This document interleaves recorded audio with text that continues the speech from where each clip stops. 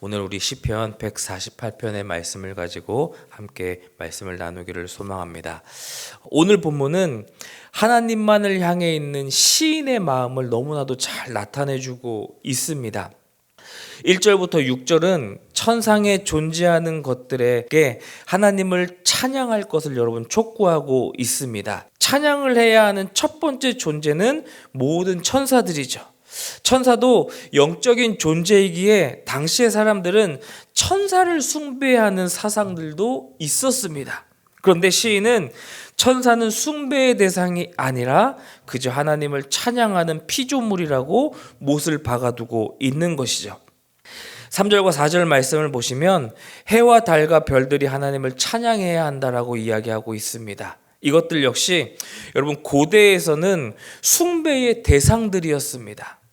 애굽의 바로를 비롯하여 왕들이 숭배를 받았던 것도 왕은 태양신의 아들로 여겨졌기 때문이었습니다. 그래서 왕들은 죽으면 신의 세계로 들어가는 존재로 여겼다고 합니다. 그런데 시인은 이것 또한 거부하고 있는 것이죠.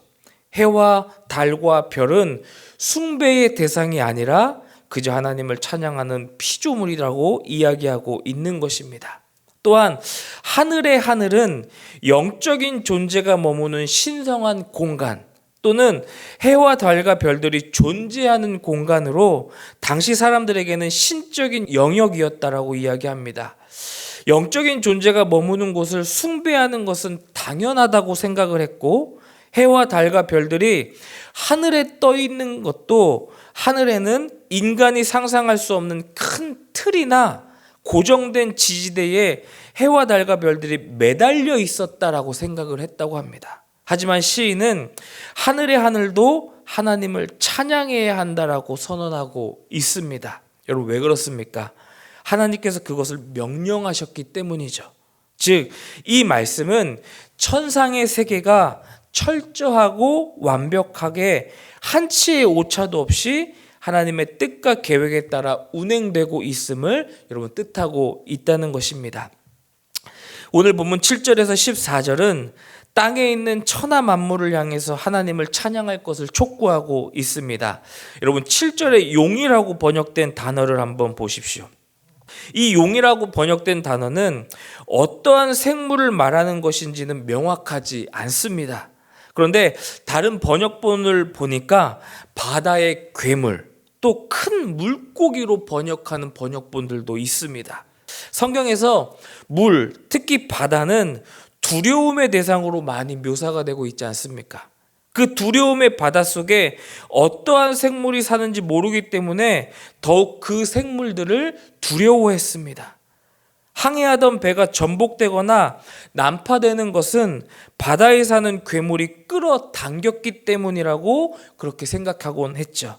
그것을 오늘 본문에서는 용이라고 표현을 하고 있는 것입니다. 그런데 그 두려운 용과 바다도 그저 하나님을 찬양해야 하는 피조물이다라고 시인은 선언하고 있습니다. 또한 불과 우박, 눈, 안개, 광풍도 동일합니다. 이 모든 자연현상 역시 당시 사람들에게는 두려움의 대상이었습니다. 하지만 그 모든 자연현상이 하나님을 찬양할 따름이라고 이야기하고 있습니다. 오늘 본문의 11절 이하가 본문의 절정인데요. 여러분 11절과 12절을 보시면 남녀노소를 막론하고 또 지위고하를 불문하고 하나님을 찬양해야 한다라고 말하고 있습니다. 그래서 이사야 43장 21절 말씀에 이렇게 증거하지 않습니까? 이 백성은 내가 나를 위해 지었으니 나를 찬송하게 하려 하심이니라. 우리 사람은 하나님을 목소리로 또한 삶으로 높이는 삶을 살 때 가장 사람답고 가장 아름답다라고 말씀하고 계시는 것입니다.